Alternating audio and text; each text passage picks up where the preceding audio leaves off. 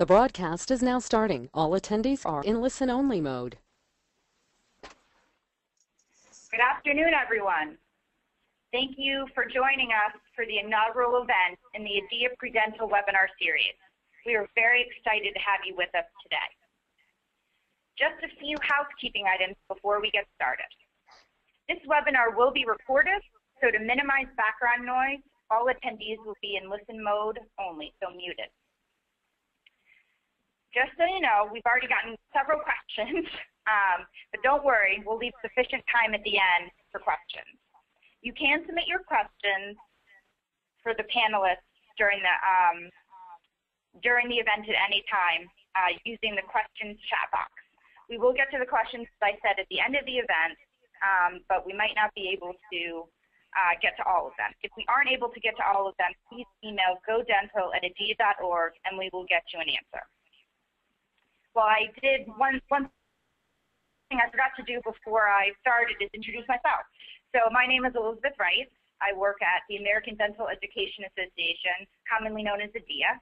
My title is Senior Manager Go Dental. So I work on the Go Dental website, which I hope most of you are familiar with. And I also do some recruitment here at ADEA. So as I mentioned, this is the first in a series of several pre-dental webinar events, and we're really looking forward to launching the first one. So one last thing before we get started, I do want to take a quick survey. I really want to see how many people are actually viewing this. And when I say that, I mean, are there more than one of you in a room? So I'm going to launch just a quick one-question survey, and if you could take just a few seconds to answer it, I'd really appreciate it. Can we see it? Yep, great. You guys are quick. I love it.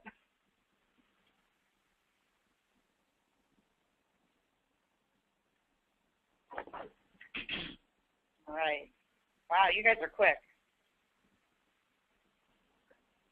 All right, we're getting close.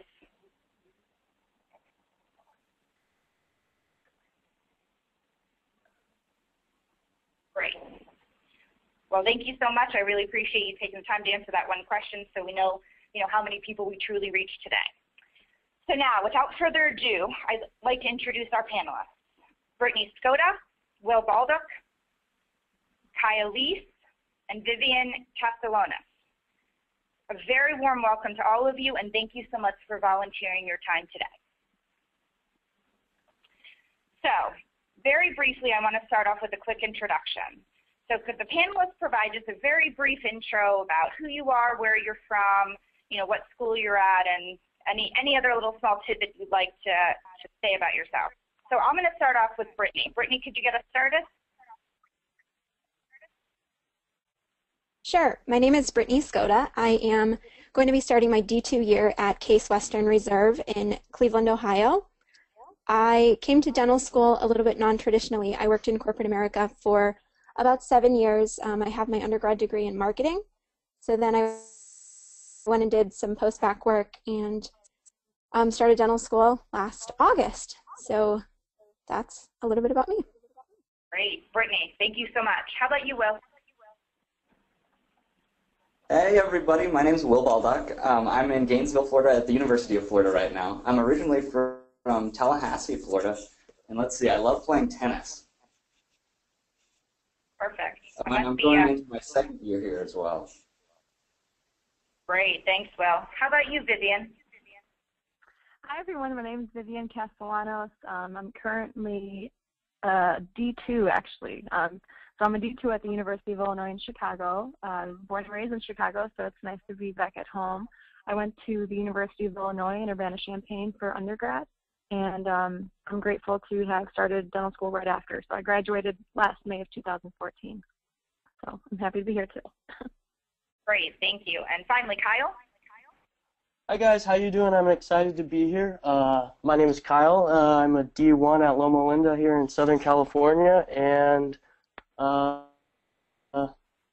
what else? I kind of like Brittany, I'm a little bit non-traditional. I did a post-bac kind of thing, and I was a political science major in undergrad and worked in the legal field for a little bit before coming to dental school. Great. Well, thank you for being here, and we're very excited to hear from you. So I won't delay any further.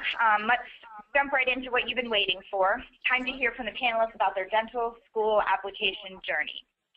So my first question to all the panelists.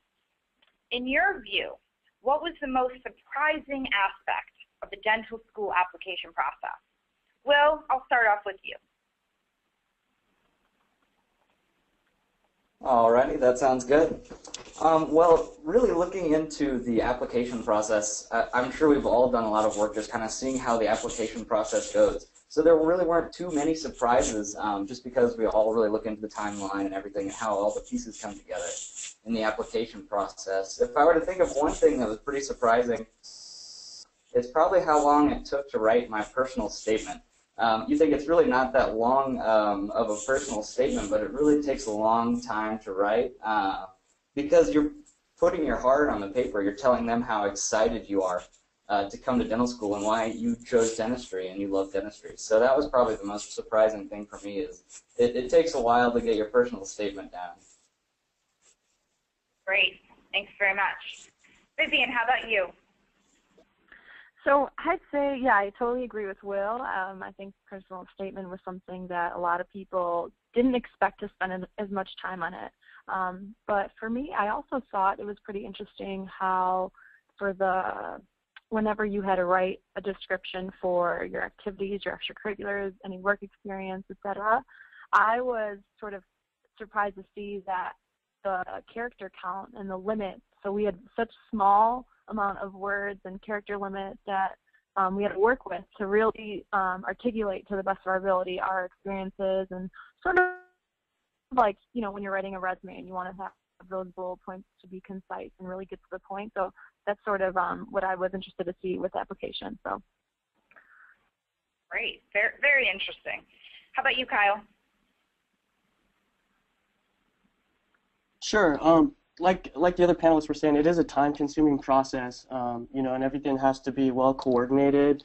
One of the surprising things that I found, you know, when I applied to law school, I kind of did it a little bit willy-nilly, you could say, and make sure that when you are applying to dental school, you do your research beforehand, you're well prepared. And, you know, another surprising aspect is that actually admission staff can be super helpful with the process. So don't be afraid to reach out and ask them for help.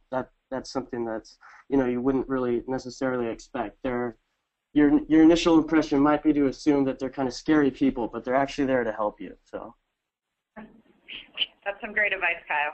Finally, how about you, Brittany? So I agree with all of the other panelists as well. One thing that was sort of shocking for me, just being a non-traditional student, was the length of the application and on the Abscess website. And the fact that I had to get all of my transcripts from all of my years of college. So I did, you know, some post-bac at 2 different universities here in Cleveland, and, you know, sort of had a lot of transcripts to track down and then entering all that information. So, you know, just plan your time wisely. If you really want to get that application in right away when the application opens. So just know, you know, what you're going to put in there, have it all planned out and ready to go. Great advice. Thanks, guys. So on the flip side of that, we're talking about surprising. So maybe what was the most difficult or challenging aspect of the dental school application process? Vivian, I'll start with you. So the most challenging part, I think everyone always sort of sees writing a personal statement as the most daunting task. I'm hesitant to say that it was the most difficult, because really you're writing something that comes from the heart, because it's something that you know you want to do. You love dentistry and you want to go into dental school. So you're really explaining your life story about that. But as far as being something challenging, I would say that making sure that everything that you write is a great reflection of who you are, and making sure that you know, you are able to articulate yourself well, that you're concise, that you double check and proofread, and sort of making sure that you don't cut yourself short. And so for me, I think that was a bit challenging, because I had, you know, I would write something and then I would have it proofread, and then I'd realize like, oh, okay, I guess it didn't come out, it didn't read the way that I meant for it to read, or you know, maybe it was a little misinterpreted. So I think for me, just the hassle of constantly getting it proofread and going back and forth with that, and just and really deciding when is a good point to be like, okay, I'm happy with what I have here. I've had it proofread, and I'm going to leave it as that, because you can spend as much time as you really want on your, for example, your personal statement, and sort of drive yourself nuts with that. But you come to a point where you're just like, okay, I'm happy with what it is, and I'm going to leave it as that. So that's my advice. That's great, Vivian. Thanks. How about you, Kyle? Yeah, Vivian makes some great points about making sure that when you are doing your personal statement, you really kind of, you're honest and it comes from the heart. Kind of like what Brittany was saying, you know, I, as a non-traditional kind of student too, I had 7 transcripts that I needed to send in. So making sure that everything is coordinated for the application process, you know, getting your DAT scores in, all of your letters of recommendation, you know, whether that's from the pre-dental, you know, panel at your school, and then, you know, dentists in the community, and your personal statement, all that stuff, you know, you really need to make sure that it's coordinated. So that's something that's kind of challenging about the application process. Great, thanks. How about you, Brittany? So just to sort of piggyback off of what Kyle said, I sort of like to control everything in my life, and having to rely on, I also had 7 transcripts, having to rely on 7 schools to get my transcripts in, having to rely on people to send in letters of recommendation, you know, that was scary and stressful, but, you know, you just have to rely that you've chosen confident people, reliable people to write those letters for you. But I will also second the personal statement. You know, you write something and you are so passionate about it, and you hand it over to your mentor to review, and they totally mess up everything you thought was perfect. So a lot of that is just, again, choosing someone you trust who's reliable, and is really doing it in your best interest. You know, so even though you're so passionate about what you wrote, there are other ways to maybe come across a little differently. So just have faith in those people. Great advice, Brittany. How about you, Will? I really completely agree with what everyone else said. It's a lot of work to kind of take all these different pieces and put them all together in your application, your personal statements, and all your resume pieces and points, and bring them all together, and your recommendation letters. So really, probably just organizing everything. If you would include the DAT in the application process, I would definitely say that is the hardest part for sure. But yeah, aside from that, I agree with what everyone else said. Great, thanks. Always a favorite question of mine, and one I find extremely valuable. Looking back on the application process, what is just the one thing you would have done differently? We'll start with you, Kyle.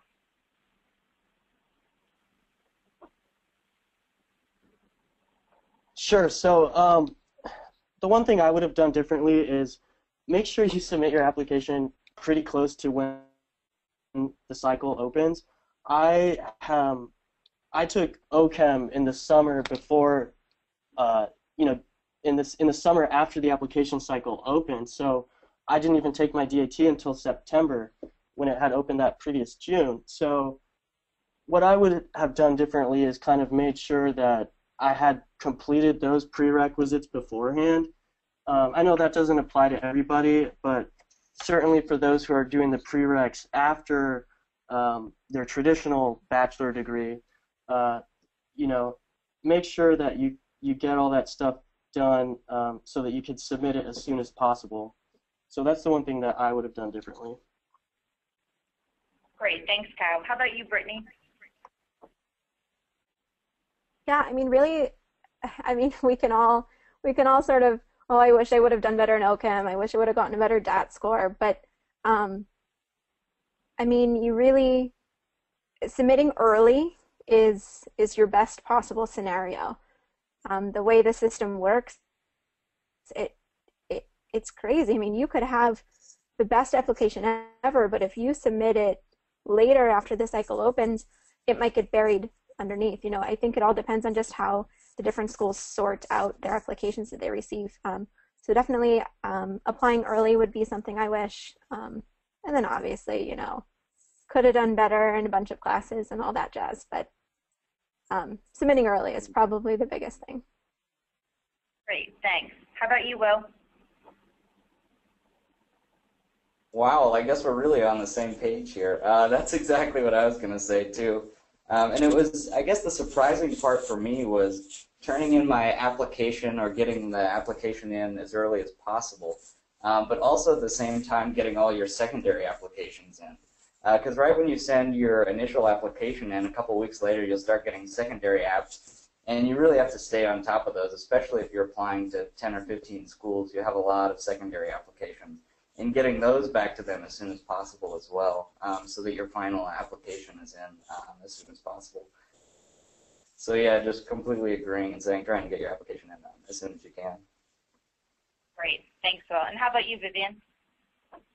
I just want to say that, you know, of course, I agree with everything that everyone has said so far. A couple things that sort of stick to my mind right now that I wish someone would have told me during this application process is, first thing is that I took my DAT sort of mid-June. So I started working on my dental school application in the process of studying for the DAT and before taking it. So I think that in itself could have totally been avoided if I would have planned that out a little better. And then secondly, I would say that with letters of rec, so, you know, schools require X amount of letters from science professors and from a dental professional, and et cetera. So I would say, you know, you have your list of people that would write in your best interest and you have a great relationship with and that truly know who you are. It's not just, you know, I wouldn't recommend just going up to someone or, you know, going to a random dentist and sending them your resume and then, you know, expecting them to write something that is a very accurate reflection of who you are holistically in everything that you do. So I would recommend having that list of your top people that you want to write the letters of rec. If for whatever reason, so for my example, in my case, some of the people that I asked either were very busy or they had too many students already asked them for letters of rec, so I needed backups, which I didn't have. So then I ended up, so one of my letters of rec was from a professor that I had my freshman year of chemistry. And so luckily I had a great relationship with her and I did well in the class, so she was able to meet with me and sort of discuss, you know, I was able to talk about my involvement, et cetera. But I think just having backups and not waiting till last minute, because it can definitely be a hassle tracking them down and everything like that. So if you can do that, you will save yourself of many headaches and a lot of unfortunate situations. So that's my advice. Great, thanks very much, Vivian. Well, I have one final question for the panelists, and then I know many questions have been pouring in from you attendees, so I won't delay that any longer. But my final question to the panelists, and probably the most important question today, is this. If you had one piece of advice to share with students as they begin navigating the dental school application process, what would that be? Will, we'll start with you. All right, sounds good. And this really kind of goes right off of what Vivian was talking about. Just saying to get your rec letters in as soon as possible. That was one of the things that ended up with me turning in my application a little bit later. Is I had one professor who I knew really well, but he just wasn't very organized, so I had to keep reminding him to write my rec letter. And so staying on top of your rec letters and having that list, like Vivian was talking about. And it's okay to email them a couple times if you send your professor an email and they don't get back to you within a week or so. Just go ahead and send them another email and remind them, because they might not have seen the email. And of course, it's that fine line between bothering them and reminding them. But yeah, just staying on top of your rec letters, and that was a really important thing, I think. Great, thanks, Will. How about you, Vivian? So you said one piece of advice, right? Okay, wow. So I know that's. I feel like I'm going to say a lot more, but I'll try to stick to one. So my best piece of advice is just don't see this task prior to starting this journey of the application or taking a DAT, it is stressful. And so based on our responses today, it might be a little daunting. It might come off as a little overwhelming. But I still think that this is it's something that is completely doable, and it will only be stressful, it will only be a headache if you make it that way. So, you know, what I did is I sort of started the application and would go through each step with a good friend of mine who was also filling out the application. So we sort of kept each other in check, and we made sure that we were getting things done, and you know, just to have that support with someone that understands exactly what you're going through. But just be disciplined.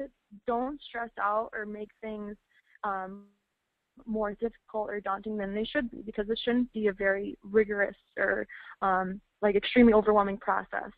Is it going to require a lot of organization, coordination, sort of the words that we've been emphasizing today in this webinar? Yes, it will be. But I know that you are all more than capable of doing that and sort of having everything in place. So if you do that, it should not be that much of a difficult process like everyone sort of makes it seem. So everything should fall into place. So I wish you all the best of luck. Thank you so much, Vivian. How about you, Kyle?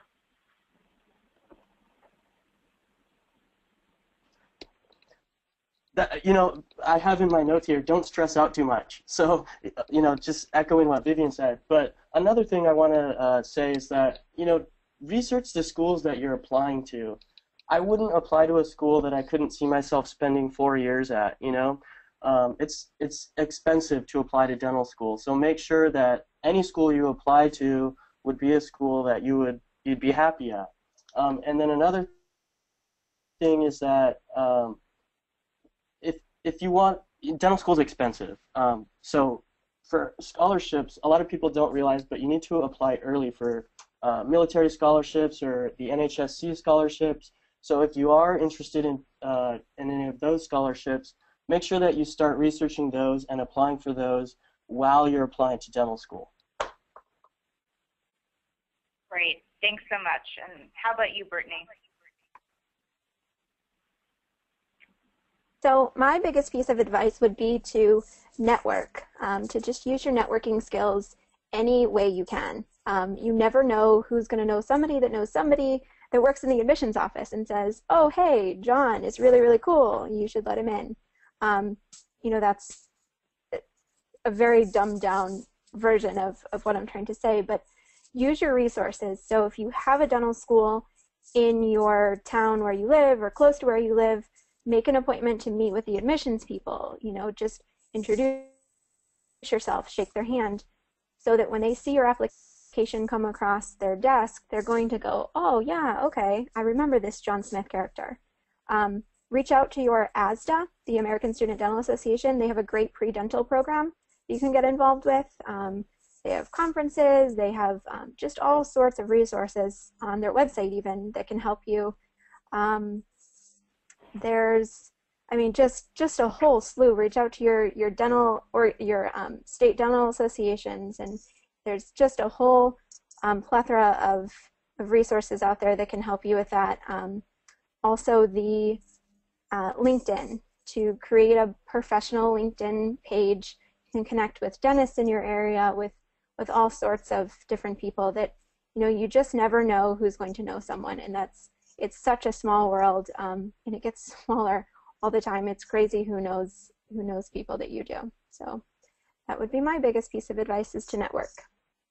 Great. Thank you so much, all of you panelists, for your candor. We really, really appreciate it, and I certainly learned some things from the questions that you answered. So, you know, as you can all imagine, because you were all submitting the questions yourselves, we have a ton of questions. So we will do our best to answer as many as we can on the webinar. There are questions that are going to be answered in the chat box questions text box feature. So as I said, we'll do the best we can to answer all of them by 1:30. We have about 20 minutes of questions and answer time. So let's get started. All right. So it's something that I think it might have been Will or Kyle touched on, the importance of applying early. So one question from an attendee is, how early did you guys apply? Will, why don't we start with you? All right, that sounds good. Let's see. I think I turned my final application in probably, it was right around the end of July, beginning of August, and that's a pretty good time. But my secondary applications are what ended up taking me a while, because I was waiting on my last rec letter to come in.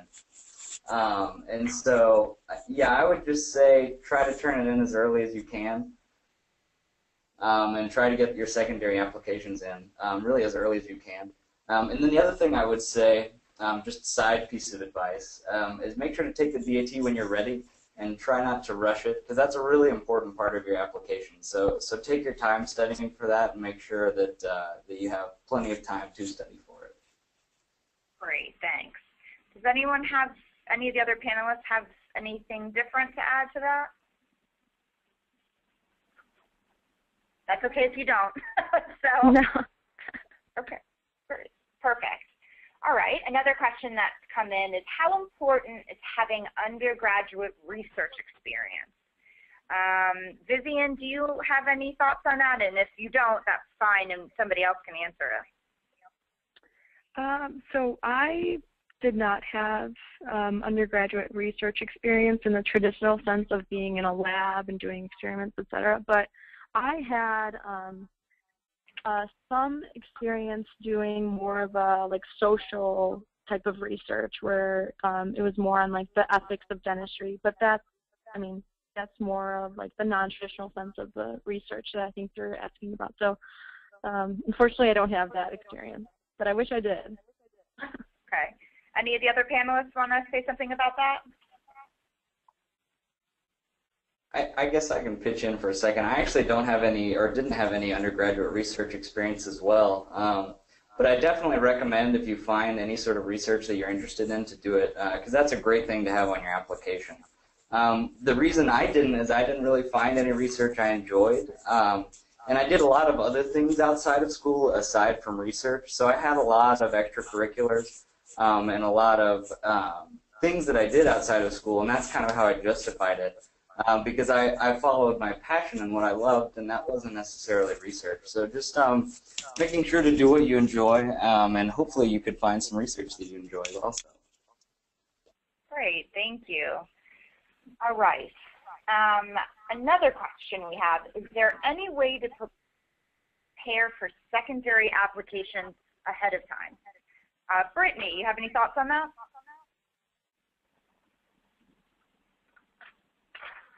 Sorry, I actually don't. I didn't. Okay. Any of the other panelists want to tackle that one?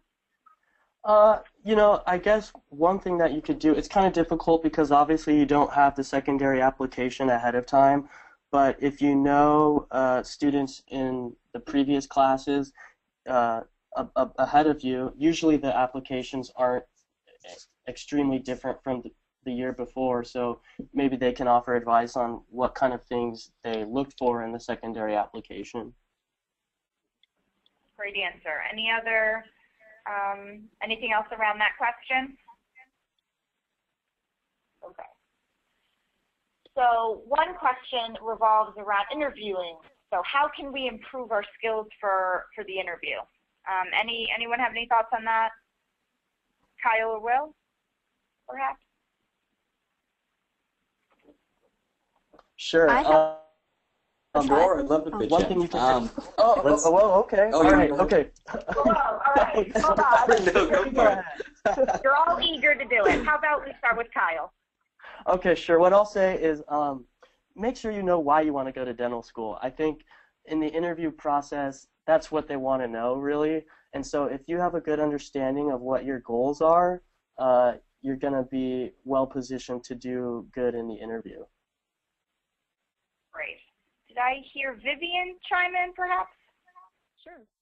So I was going to say, have a good idea, and maybe even look over your resume one more time before going into the interview, as well as, I believe Kyle might have mentioned this earlier about researching the school. So, you know, don't be afraid to bring a portfolio with some notes that you might have jotted down or the questions that you anticipate asking, because you definitely want to make sure that you have, you know, maybe a couple questions, depending how the conversation is going, that you want to ask towards the end.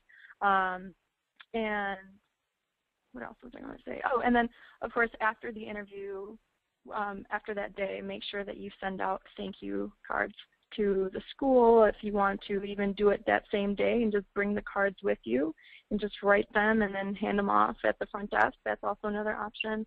But definitely I would recommend handwriting a thank you card because it adds a nice little touch. So. Great, thanks. And did Will or Brittany want to chime in on this one? No? Sure. Yeah, I had, let's see. So my I would advice say, is just Everyone wants to answer this question. How about we'll start with Will and then go to Brittany. Will and then Brittany. Okay, all right, sounds good. I would say try to think of the interview questions beforehand, and obviously you're not going to know all the questions that they're going to ask, but there are a lot of really common questions that a lot of places will ask. Why do you want to go to dental school? It seems like the easiest interview question, but it's the hardest one, because that's where you show your passion and your excitement and how much you love dentistry in the field. So definitely think about the questions beforehand. Just look online. Look at common interview questions. Why do you want to go to dental school? Why do you want to go to this dental school? And researching the different schools. Like if you were interviewing at UF, you could research some things about UF, the Gator Nation. Just throw a little bit of personalized things to the school in the interview to show that you've thought about going to the school and that you're really interested in going to school there. So yeah, just looking at the interview questions and looking into them and thinking about them.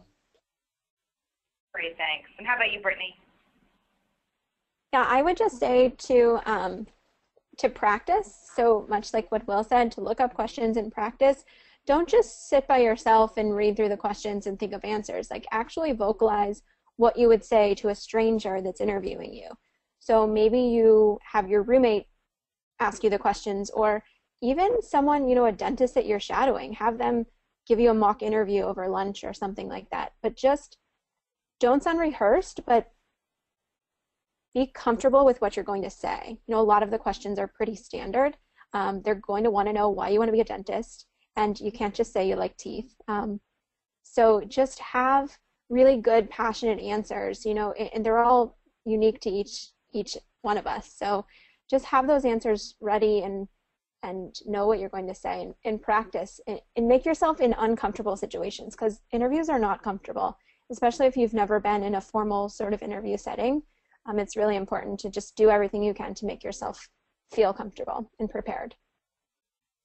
Great, thanks. All great answers. All right. A couple people asked, how many schools do you recommend applying to? That's probably a tough question, but maybe you just want to briefly touch upon the number of schools you chose to apply to and maybe briefly talk about why.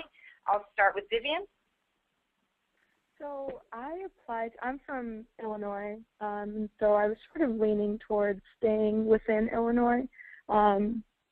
So I applied to the 3 schools in Illinois, and I also applied to a couple more that weren't, that far. So I think a total of about 5 schools. Sounds great. How about you, Will? Let's see, I think I applied to around 11 schools, and that, it ended up being a couple more than I would have liked to, because obviously it's really expensive to apply to every school, but maybe around 7 or something. Really, I don't think there's a magic number. It's expensive to apply to schools and time-consuming to fill out all the secondaries for the schools. But definitely look into every school and have a reason why you're applying to that school, whether you're interested in the program, you love the area it's in, but yeah, just have a reason for applying to the school. Great response. How about you, Brittany? So my situation was a little bit different. I only applied to 1 school, so I put all my eggs in one basket and crossed my fingers and hope for the best. So I don't necessarily recommend that, but in my situation, that was the best for me because I live in Cleveland. I knew I wanted to stay in Cleveland, so I just did everything I could to get into that 1 school. Okay, fair enough. And how about you, Kyle? So I also only applied to 1 school. I knew from the beginning that I wanted to do service-oriented dentistry, and Loma Linda is well known for, our motto is service is our calling. So we're well known for doing volunteer dental work, and service is something that I just am all about. So that's what I did. Like Brittany was saying, I'm not sure I would recommend to everybody to apply to only one school, but that's what I did. I said this a little bit earlier, but make sure that you know why you're applying to each school you apply to. So don't just apply to any school because it sounds cool. Make sure you understand what each school offers and their program. So. Great, thanks. So one other question that came in is, when you decided you were going to apply to dental school, what's the first thing you did to prepare yourself for the application process? Why don't we start with Brittany?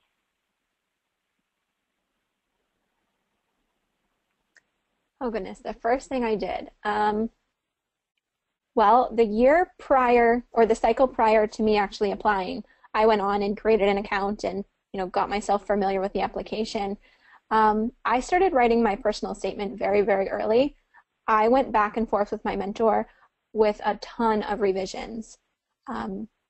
So other than being familiar with the application, I would say secondly would be perfecting the personal statement early. It's a big stressor, so to get that off of your plate is a good feeling. Great, thanks. How about you, Kyle? I'm sorry, but can I have you repeat the question? I only caught the tail end of it. Oh, sure. So when you decided you were going to apply to dental school, what's the first thing you did to prepare yourself for the application process? Oh, sure. Okay.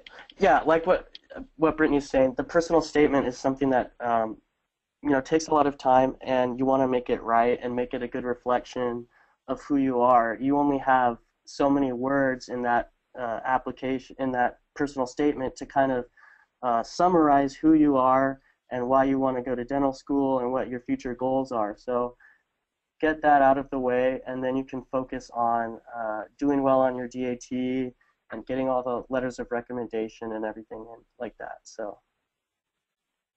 Great, thanks. Any thoughts on that, Vivian?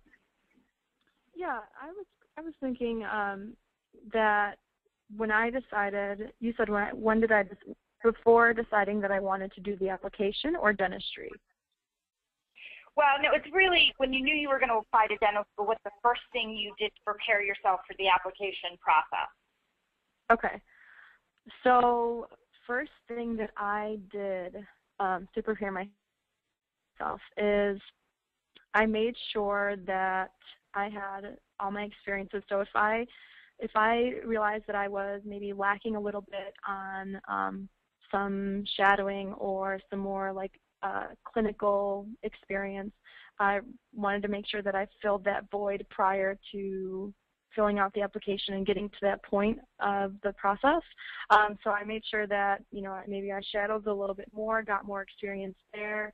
I got some time working in a dental laboratory, so I got to, it was something that I knew would make me stand out a little bit on my application. So doing things that maybe you think you could probably improve in, or some additional experience that you think will add to your application, I think was something that was very important, and I'm glad that I did it. That way, when I got to the application, I didn't have to sit there and think, oh, well, I don't really have much experience, or I didn't really work, or I didn't do this, so I didn't really know what to put. So luckily that wasn't the case, so because I prepared beforehand. Great, thanks. And how about you, Will? Sure, let's see. I would say probably the first person I went to was actually my college advisor, and just asking them, because they always see countless numbers of med students or pre-med and pre-dental students coming through, trying to figure out life and how to get into grad school. So they were really a great resource and a great start to figure out what I needed to do and organize everything for the process. Great, thanks. There is one question here. It's what programs or apps do you suggest using to stay organized during the application process? This seems like a very interesting question. Did anyone use anything specific, or did you really just do it on paper? Anyone want to take a stab at that? Maybe Kyle or Will? Sure. So, oh my goodness, I'm a kind of an old-fashioned type of guy. I just keep folders and you know, do everything pen and paper. So I didn't really use anything electronic, but definitely keeping organized is a good thing. That's fair. Anyone use anything other than pencil and paper? Wow. All right. Pencil and paper it is. It sounds like that's fair. I would just. Go ahead. Oh, I would just say, because I just kept a giant folder of all of my stuff in it, so yeah, definitely pencil and paper. But also try to keep it all in one place, one folder, file cabinet, whatever it is. Hey, as long as you're organized, that's all that matters. Yeah. Great. Well, it's actually, we only have about 2 minutes left, so I think just to ensure we don't go over, I will probably end the question and answer session now. We answered a lot of the questions, not all of them, as I expected we wouldn't. So again, we'll try to answer them after the event is closed. And certainly if you think of, if you really have a question that you need answered, please email us at godental@adea.org and we'll get you an answer. Also, if you're not familiar with the ADEA Go Dental website, it's a very valuable resource for students in any part of the process, whether they're just starting their application journey or they're ready to apply in the 2016 cycle. So make sure you check it out at adea.org/GoDental. Well, again, I want to say thank you so much to Will, Vivian, Brittany, and Kyle for the insight they provided on today's webinar. I also want to take a moment to thank all of you, our attendees. We had over 450 people log into the event, which was fantastic, and we're really excited, you know, for that number to grow as we continue to host some more events. As I mentioned at the beginning of the event, this webinar is being recorded, and we will share it with you tomorrow when we send out the post-event survey, which I kindly ask that you guys fill out. 2 more things of note. If you feel like you need more information about dentistry, we have 3 events coming up in the next few weeks. On June 3rd and June 9th, we have an Abscess overview webinar. We also have the Pre-Dental Student Virtual Fair. It's an online virtual fair from 11 a.m. to 9 p.m. June 11th, Thursday, June 11th, and it's a really valuable resource. You can talk directly to dental school admissions officers from over 40 schools in the U.S. All of these events are free, so I encourage you to register. You can find out more information about those events on the ADEA Go website events page, so please check those out.